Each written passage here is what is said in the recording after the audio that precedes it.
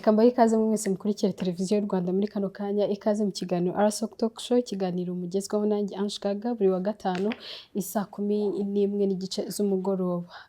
Ikiganiro cy'ubushize ibyo twaganiriyeho twavuze ku kuboneza urubyaro, turebera hamwe ibyiza byo kuboneza urubyaro n'imbogamizi zirimo, tunarebera hamwe ibyiza byo kuboneza urubyaro ariko noneho ku muryango mutoya ndetse no ku muryango munini mugari. Uyu munsi rero tuje kubabwira nanone kanseri y'inkondo y'umura.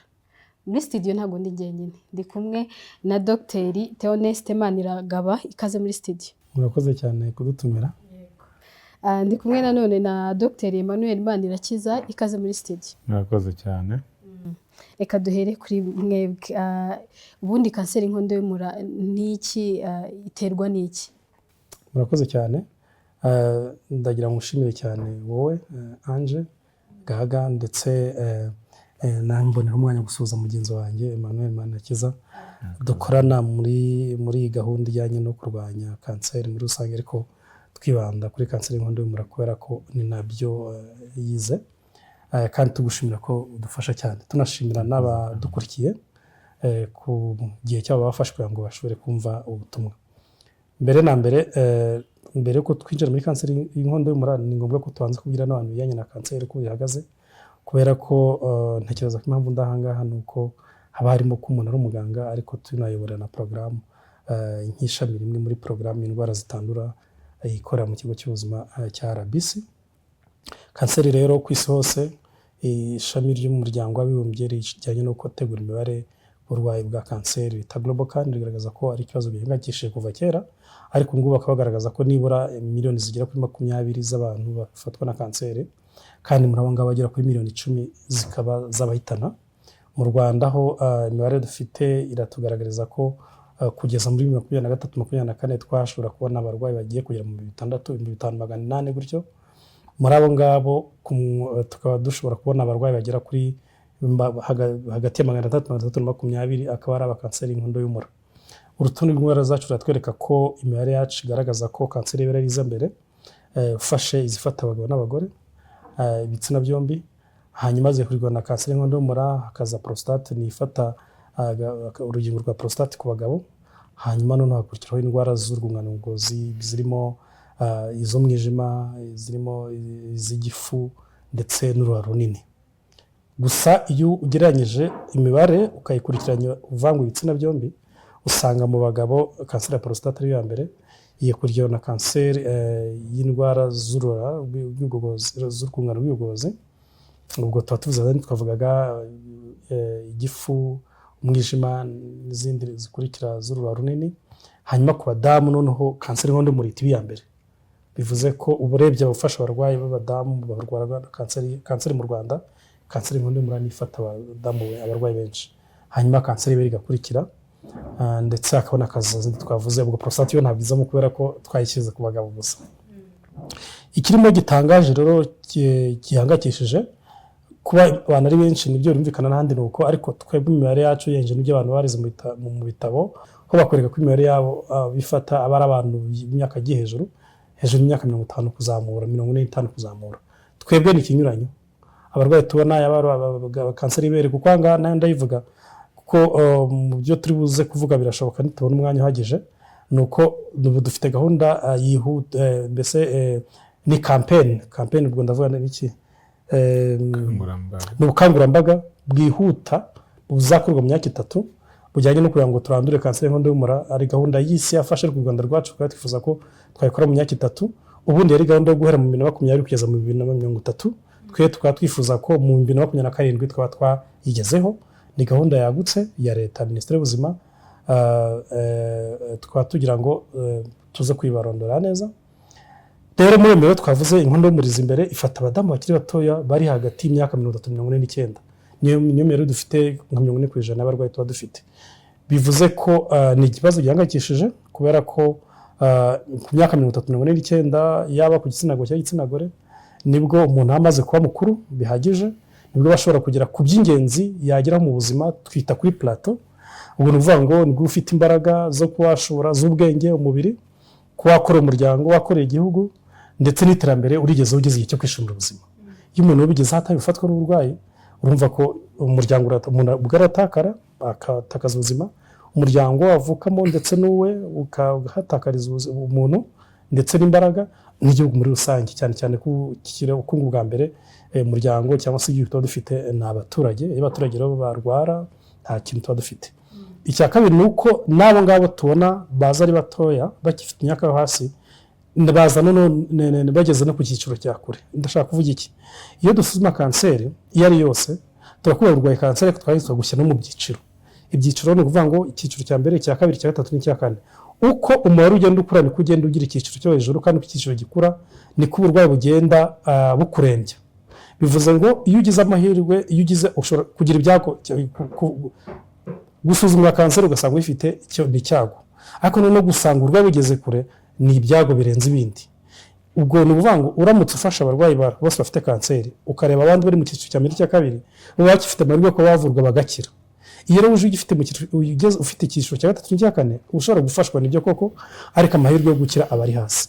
Twebwe rimwe rero dufite 70% benshi baza bari mu cyiciro cya gatatu n'icya kane, biraduhangayikishije. Igishobora kudufasha ibyo ngibyo nicyo tugiye kuvuga ngaho bijyanye n'ubukangurambaga kugira ngo abantu bisuzumishe, hanyuma abashobora gusanga bafite ibyo muganga ari buze kutubwira baba basuzuma abantu bavure, abafite uburwayi buri mu cyiciro cya mbere n'icya kabiri bavura abakire.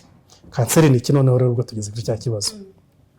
Kubera ko tugiye kuvuga kanseri y'inkondo y'umura niyongeye kuvuga, ariko muri rusange iyo ugiye mu bushakashatsi kugeza ubwo bukorwa ntabwo twakubwira ngo kanseri iterwa n'iki ngiki. Iyo tuvuze impamvu ni iyi ngiyi, nk'ubu tuzi ko inyota imarwa no kunywa amazi. Ni ukuvuga ngo umuntu byumvise bivuze gutyo ahita avuga ati umuntu wese unyweye amazi ahita akira inyota. Ntabwo ushobora kuvuga ngo impamvu itera kanseri ni iyi ngiyi, oya.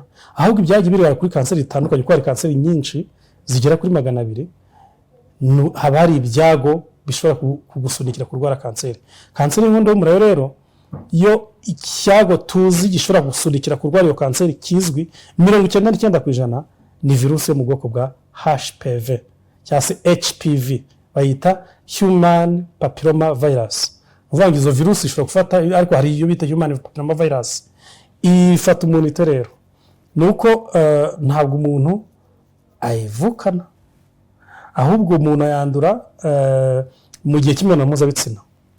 Bivuze ngo umukobwa ukura iyo ageze igihe cy'ubwangavu akiri isugi bisanzwe byumvikana, iyo atangiye kuri imibonano mpuzabitsina akaba yayikorana n'umuntu nawe uyifite ku gitsina cye, icyo gihe akayandura akayifata, noneho ubudahangarwa bw'umubiri immunity ntashobora kuyikiriyaringa, ifata hagati y'imyaka 15 ikajya ku turemangingo two ku nkondo y'umura.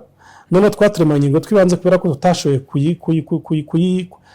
kuyikuraho, tukinjira muri selule tugahindura imitekere ya selule, kugira ngo kuko uturemangingo ubundi hari uburyo tugenda dukura, kamwe kavaho kandi kagakura, ariko noneho hari imitekere umubiri ufite kuvuga bavuga ngo uturemangingo duhagarare kugira ngo bikore urugingo, urutoki, ijisho. Iyo twaturemangingo tugize ijisho turashobora kugira imitekere y'umubiri ngo duhagarare, niko dukora ikibyimba. Ku nkondo y'umura noneho rero turakura tukazaba ibisebe. Ibyo bisebe ntabwo bya bisebe dusanzwe tumenyere bishobora guterwa na infection cyangwa se umuntu yakomeretse, ubwo byatewe na ya virusi yahindutsemo kanseri. Gusa amahirwe ahari ariyo tubuze kuvuga noneho adufasha muri program, nuko mbere uko ibisebe bitera kanseri yagiye atangiye kuba ibisebe biganisha kuri kanseri ishobora kuvurwa bigakira burundu, ari byo tubona mu gihe cy'isuzuma. Nabangaru cyangwa muri make ubwo kwagira ngo twinjize abantu mu kiganiro bamenye ibyo dufite muri rusange nk'igihugu, ku isi, igihugu, ariko noneho n'icyo kibazo barumbajije, hanyuma dushoboye kwinjira muri gahunda ibyo dukora, kuva muri communauté, kuva mu midugudu, kujya mu bigo nderabuzima, ku bitaro by'uturere, ku bitaro bya kaminuza n'ibindi bitaro bidufasha bivura, bisuzuma bikanavura, hanyuma nawe dufatanye muri rusange kugira ngo abantu bashobore kumenya ibikorwa ikigo cy'igihugu RBC, Minisiteri y'Ubuzima irimo. Murakoze. Misengera amatsiko noneho ni biki byongera iyi kanseri y'inkondo y'umura mu bihugu biri mu nzira y'amajyambere? Urakoze Ange. Ni ukuvuga ngo iyo tuvuze mu bihugu biri mu nzira y'amajyambere tuhasanga ino kanseri cyane, kuko tuvuga ko 90% z'abihitana tubisanga mu bihugu biri mu nzira y'amajyambere cyangwa mu bihugu biri mu bukene, cyangwa biri kwivana mu bukene. Buriya uvuze gukena ni ikibazo gikomeye, kuko gukina ntabwo ari amafaranga gusa, bigera no ku bushobozi. Ibintu uzasanga bitera kanseri nk'uko mugenzi wanjye yarabivuze, kugira twa dukoko human papilloma virus umuntu uwo ari wese byamugeraho. Ariko bya bihugu byateye imbere nabyo iyi kanseri byarayigize, ariko birayirwanya ku kigero cyo hejuru kubera ko babashije gukingira, babonye inkingo bakingira mbere, barangije bashyiraho n'ubushobozi bwo kwirinda mu buryo bwa kabiri, ari bwo gukora isuzuma ku gihe, iyo bita screening. Twero turi mu nzira y'amajyambere tugenda tugira imbogamizi, za nkingo ntazo tugira cyangwa zitugeraho zitinze. Gukora rya suzuma, ibyo bita screening, gusuzuma buri mudamu barebe ko atahuye na twa dukoko, cyangwa ngo barebe ko uburwayi afite bukiri hasi babashe kumuvura, ni imbogamizi. Ndetse n'abo babasha kwibonaho kubavura biragora. None bigahita bituma ya mibare bakora kanseri nyinshi uzazibona ko ziri mu bihugu biri mu nzira y'amajyambere, ndetse n'abo zihitana ubasange muri ibyo bihugu. Nubwo tubona ko kwandura ko wagira kanseri y'inkondo y'umura nk'uko uza bivuga ari byo byuko utunyangingo two ku nkondo y'umura twangirika cyangwa tukivumbagatanya, ntitugendere ku mikurire isanzwe igenga umubiri, ntaho bitaba ku muntu wese. Ariko iwacu ubumenyi n'imyumvire mu bihugu biri mu nzira y'amajyambere usanga biri ku kigero cyo hasi, kandi iyo udafite amakuru ku kintu, kukirinda no kukivuza birongera ibyago. Turaza kubona ko dukeneye gukingiza abana b'abakobwa. Bya bihugu biri mu nzira y'amajyambere bibona inkingo zihagije ni bingahe, ibibasha kubakingira ni bingahe. Ibyo biza gutanga umubare munini w'abantu batazakingirwa, bazagira n'ibyago byo kugira kanseri y'inkondo y'umura. Iyo tuvuze urukingo rwa kabiri, hari icyo yavuzeho wenda kijyanye na gahunda y'isi ubu ngubu yo kurwanya kanseri y'inkondo y'umura, kirimo gukingira abana b'abakobwa nibura ku kigero cya 90%, kirimo gukora isuzuma screening ry'ibanze, ariko ubwirinzi bwa kabiri ku kigero cya 70%, ndetse ababonetseho uburwayi tukabavura ku kigero cya 90%. Iyo ni target y'isi. Ibihugu bimwe na bimwe byateye imbere byanabigezaho kera. Twe mu nzira y'amajyambere turimo gukambakamba ngo tubigereho. Tunashima leta y'u Rwanda yuko icyo cyemezo nk'uko yabivuze twarangije kugifata tukigira n'umuhigo. Ariko urebye mu bindi bihugu byinshi, bibe muri Afrika, bibe muri Aziya, bibe mu Burayi, ibyo twita ko biri mu murongo umunsi y'ubukene, izo gahunda usanga zigenda gake cyangwa nta n'izihari. Noneho ya virusi yandurira mu mibonano mpuzabitsina cyangwa n'ahandi irakwirakwira kubera ubukene. Abafite ubukene nibo bishora mu busambanyi. Twabonye ko ubusambanyi ni imwe mu nzira yo kwandura twa dukoko. Abafite ubukene nta mwanya bafite wo kujya kwisuzumisha.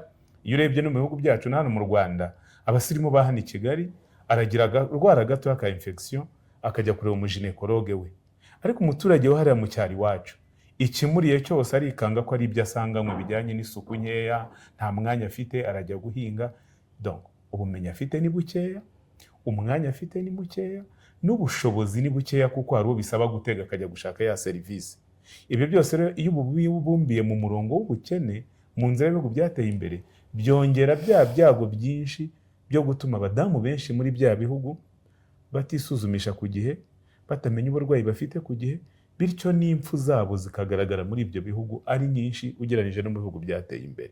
Niyo mpamvu rero iyo mibare mu bihugu byateye imbere usanga iri hejuru cyane ugereranyije no mu bihugu bikize. Ndabaha urugero nko muri za Amerika n'ahandi, usanga umugore wese aho ari we ashishikarizwa no kujya kwisuzumisha kuko ariyizi, azi icyo ubuzima bwe bumutegererejeho. Ariko iwacu umuntu utarwaye, umuntu utarembye, umuntu utava mu bihugu byateye imbere kugira ngo ajye kwivuza ni gake cyane. N'abafite ababaha mu makuru natekereza kujya kwivuza agasanga ikigo nderabuzima kiri mu birometero 300. Wenda uretse iwacu mu Rwanda aho ubuvuzi bwamanutse bukagezwa ku rwego rw'ibanze ku maposte de santé, ikibazo kizaba kutabakoresha. Ariko nitureba mu isi ngari, ikibazo cyo kugera ku buvuzi no kubona ubuvuzi kiba kigikomeye, bigatuma imibare yiyongera.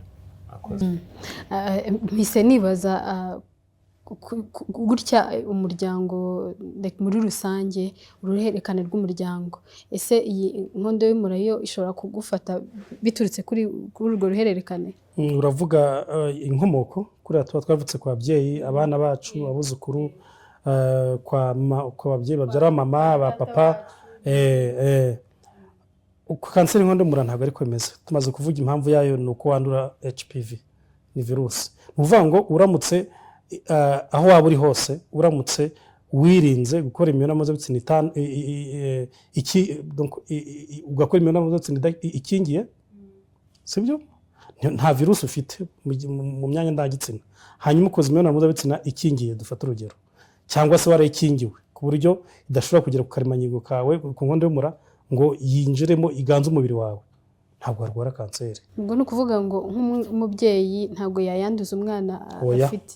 Murakoze cyane. Indwara zandura muri ubwo buryo, ariko ntabwo kanseri y'inkondo y'umura irimo muri ubwo buryo. Rero ni ku kihe gipimo iyi HPV ifata nyine ku muntu uyirwaye? Hari akantu gato dushobora gusobanura abadukurikiranye mpereye ku kibazo mwarimo mubajije. Kwandura virusi ishobora kuzakongera ibyago byo kugira kanseri no kugira kanseri y'inkondo y'umura ni ibintu bibiri bitandukanye. Umudamu ufite HPV cyangwa human papilloma virus ashobora kuyanduza umwana arimo amubyara kuko ni contact. Umudamu ukoze imibonano mpuzabitsina n'umugabo bikingiye bambaye condom ashobora kuba mwanduza HPV kuko igihe barimo bategurana, igihe bakoranaho, HPV ishobora kuhagera. Kuyandura ni contact, ishobora kugera ku ruhu ikarangira yinjiye mu myanya ndangagitsina. Ariko kwandura HPV ntabwo bivuze ko uzarwara inkondo y'umura 100%. Kwa ko umubiri nk'uko yabitubwiye ufite ubushobozi bwo kuyikuraho ubwayo ukoresheje ubudahangarwa uhabwa cyangwa ukoresheje urukingo. Niyo ngo abadamu banduye human papilloma virus ku gipimo kiri hafi 90% barayikiriyaringa ikagenda. Ba bandi 10 basigaye bashobora kuyandura bakaguma bafite infection iyo bita persistence infection iguma ihoraho cyangwa bakomeza bandura. Nibo rero mu gihe cy'aya myaka 10-15 bashobora kuzagira ibyago byo kwisanga noneho barwaye kanseri, kuko ya human papilloma virus ifite utuntu ikora ku nkondo y'umura yabo nk'uko yabisobanuye, kandi bigasaba igihe. Niyo ngo kuyandura uwo ari wese ashobora kuyandura. Ni nayo mpamvu iyo tuvuze ngo bajye kwisuzumisha no gukora screening, tubaha range y'imyaka tutitaye wakoze imibonano rimwe, wayikoze kabiri, wavuze ko ayirwaye, ntigaragara n'amaso. Ikigero rero cya 100%, 99% y'umugore wakoze imibonano mpuzabitsina hagati y'inshuro imwe n'inshuro enye, hagati mu partenaire umwe, afite ibyago byo kwandura human papilloma virus.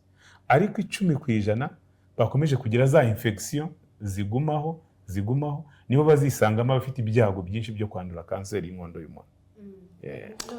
Sinzi wenda arakoze Dr. Mukina mwunganira, ntabwo umudamu utwite afite HPV niyanduza umwana wa HPV ntabwo azaba amuteye inkondo y'umura.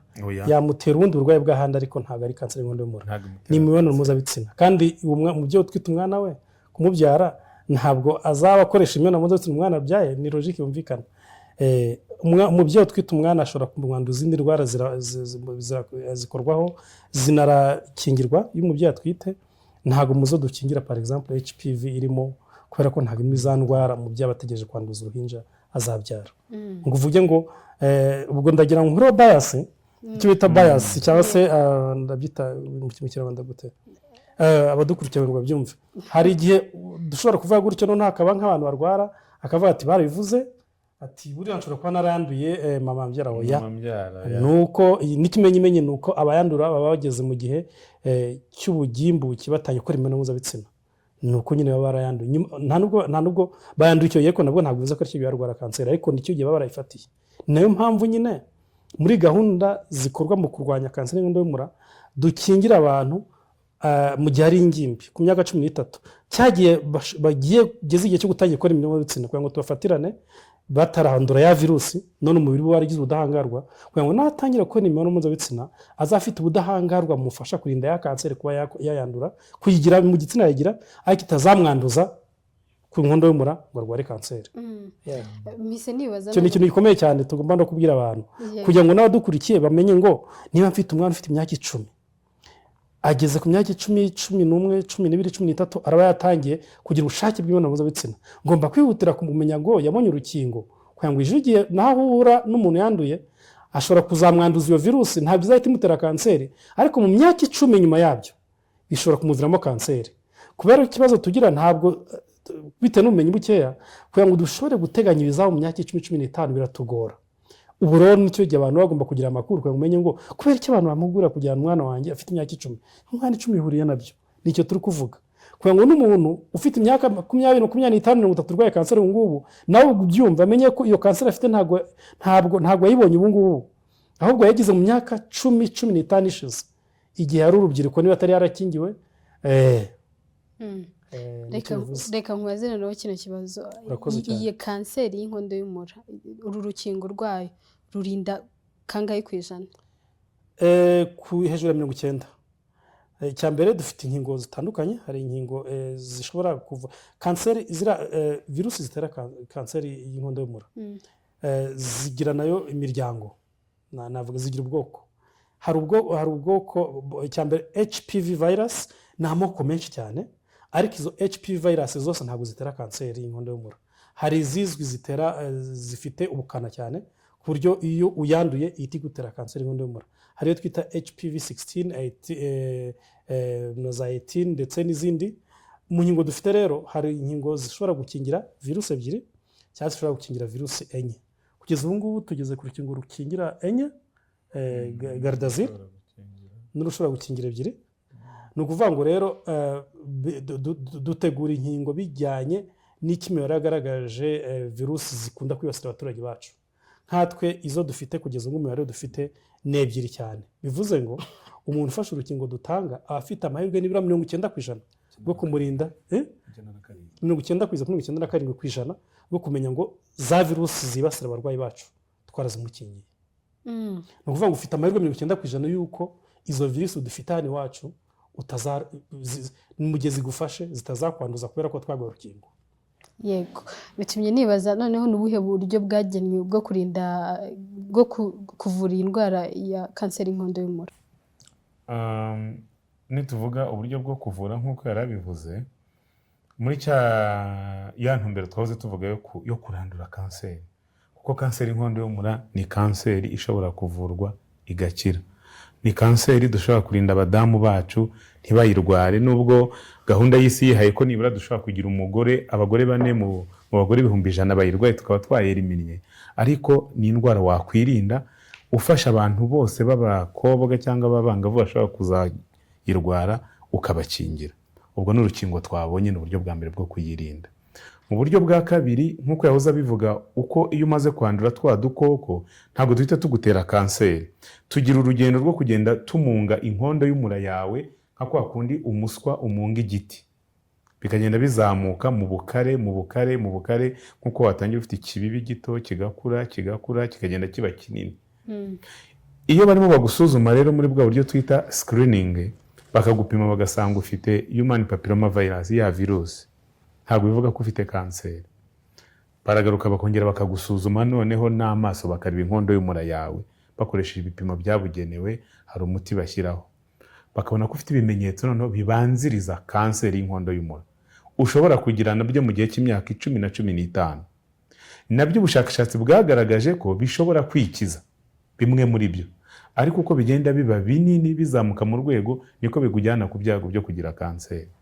Ibyo bimenyetso bita precancerous lesion cyangwa ibimenyetso bibanziriza kanseri tubivura mu buryo bubiri, guhera ku bigo nderabuzima kugeza mu mavuriro yose yo mu gihugu aho tubasha gukorera. Dukora icyo bita thermoablation, ni uburyo dukoresha ubushyuhe za serire zagiyemo twa dukoko tukazishiririza n'imvuga gutyo, ariko zikavaho ku nkondo y'umura. Icyo twakoze icyo bita thermoablation, kapare tugagafata tugakoza ku nkondo y'umura hari cya kimenyetso aho hose harwaye tukamenya ko havuyeho. Uburyo bwa kabiri dukoresha ku bimenyetso byisumbuye ni ubwo bita lip. Lip ni uvuga ngo ufata kace karwaye, sindi hari wari bwafate nka avoka agiye kwirya agasanga aho yaboze cyangwa umuneke, agafata icyuma akabojoraho kantu. Ni uvuga ngo icyo gihe nabwo mu buryo bwabugenewe buri comfortable, umudamu ari kwa muganga bamwubashye uko bikwiye, bamuhaye imiti igabanya uburibwe, kanyama bagakuraho karwaye ku nkondo y'umura ariko igasigara nayo ari nzima. Byisumbuyeho mu buvuzi bugezweho yako kantu gafashe uhita ujya kugapima kugira ngo urebe ko ako wakwiyeho uburwayi bwose wabumazeho nta n'icyasigayeho. Ubwo turacyari mu bimenyetso bibanziriza kanseri y'inkondo y'umura bishobora kuvurwa ku bigo nderabuzima kugeza ku bitaro by'uturere. Iyo bamaze gupima noneho bakabona ko uburwayi bufite bushobora kuba buri kanseri, mu bimenyetso bibanziriza inkondo y'umura babishyira mu byiciro ukavurwa. iyo babona munsi ya 75% harwaye bakuvuza iyo twita thermoablation. Iyo babonye ari hejuru ya 75% harwaye bakora lip bagakuraho ka kanyama. Hanyuma none iyo bapimye bagasanga yabaye kanseri. Ubwo ibintu biba bihinduye isura, ntabwo uba ugihanganye na za virusi, ntabwo uba ugihanganye na rwa rugendo rubanziriza kanseri, ahubwo uba wagize kanseri. Wenda turi buze kureba ibimenyetso byayo turabiganiraho, ariko noneho yagize kanseri nayo bayishyira mu byiciro.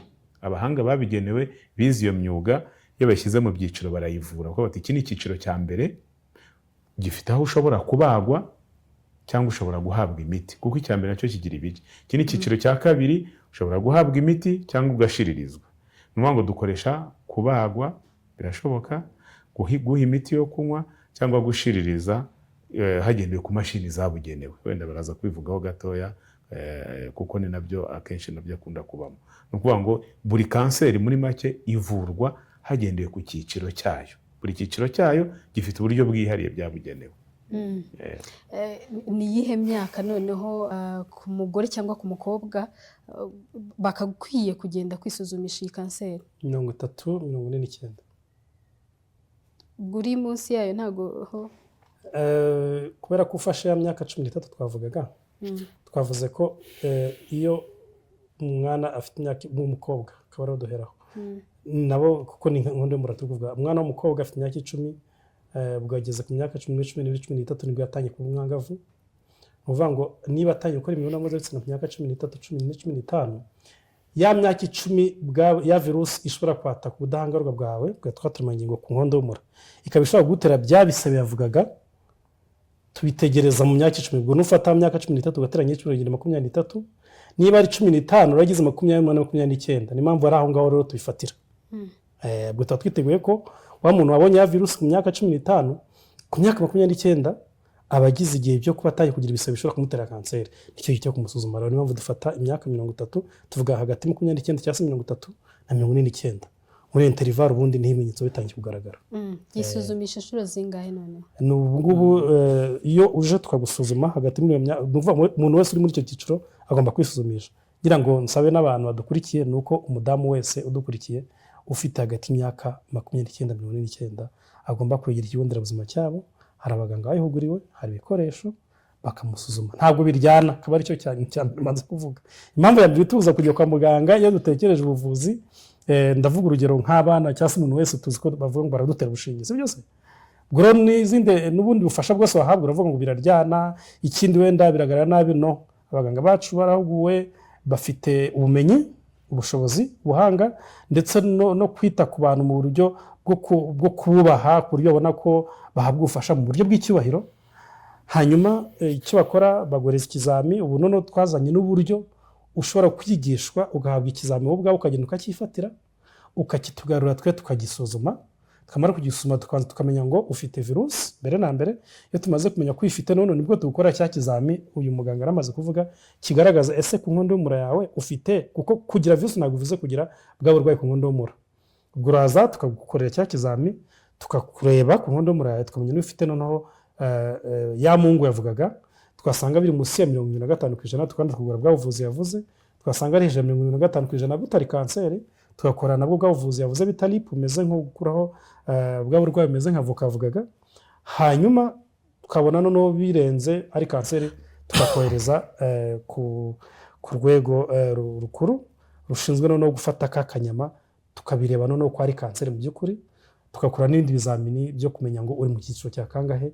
Ibyo ntabwo bikorwa ku bigo nderabuzima cyangwa se ku bigo by'uturere, ahubwo bikorerwa ku bitaro, akenshi ibitaro bya kaminuza. Kugeza ubu ngubu turavuga nka CHK, turavuga Kanombe, turavuga King Faisal, turavuga ibitaro bya kaminuza bya Butare. Aho ngaho hose bashobora kubona abaganga babasuzuma bakanakorera kubanyuza mu byuma ngo barebe icyiciro bagezeho. Ariko imyaka yo gusuzumwa ni hagati ya 30 na 49. Umuntu wese udukurikiye rwose mwigira amavuriro yanyu, ibigo nderabuzima n'ibitaro by'uturere, ubushobozi burahari. Murakoze cyane. Tugana ku musozo, ni hehe umuntu yakura izi serivisi zo kwisuzumisha iyi kanseri y'inkondo y'umura? Murakoze Ange.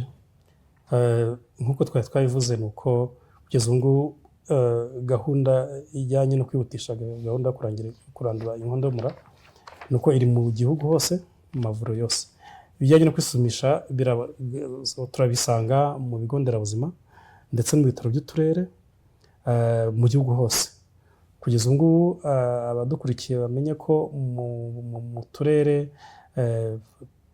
hafi ya twose uretse uturere nka 5 gusa, nabwo kandi mu minsi mike turaba tubagezeho, ni uko dufite abaganga n'ibikoresho mu bigo nderabuzima byose ndetse no mu bitaro by'uturere, ku buryo umuntu wese uri muri cya cyiciro cy'imyaka twavuze ashobora kwegera ibigo nderabuzima akagenda asaba iyi serivisi, bazamwakira neza, bamukorera ibi ngibi, basanga afite bwa burwayi bushobora kumusunikira kuri kanseri y'inkondo y'umura babuvure, hanyuma kandi no dusanga arwaye hakiri kare tube twamwinjiza hano i Kigali mu mavuriro yabugenewe. Ashobora kujya i Butaro, ashobora kujya muri King Faisal, ashobora kujya mu bitaro bya gisirikare i Kanombe, cyangwa se mu bitaro bya kaminuza bya Butare ndetse na CHK, akahasanga n'abaganga b'impuguke bamukorera ibizami bya bindi byimbitse, hanyuma bakanamuvura.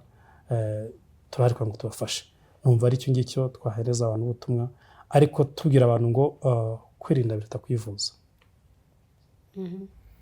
Murakoze. Nanjye nunga mu rya mugenzi wanjye, kanseri irahari nk'uko imibare bigaragaza kandi irica.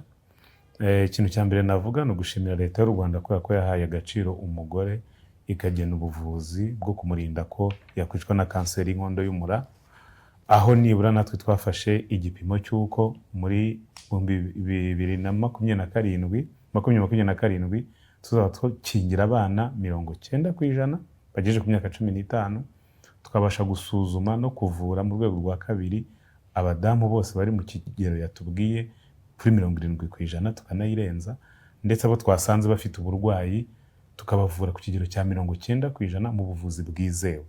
Ikintu nsaba abadamu, bashiki bacu, abagore bacu bari muri iki gihugu, ni ukwisuzumisha kanseri y'inkondo y'umura nibura inshuro imwe muri iyi periode turimo.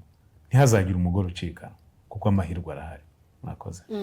Reka tubashimire rero ko mwitabiriye kino kiganiro. Dr. Theoneste, mwakoze. Mwakoze cyane dutumira. Reka tubashimire namwe Dr. Emmanuel, mwakoze kwitabira kino kiganiro. Mwakoze cyane namwe.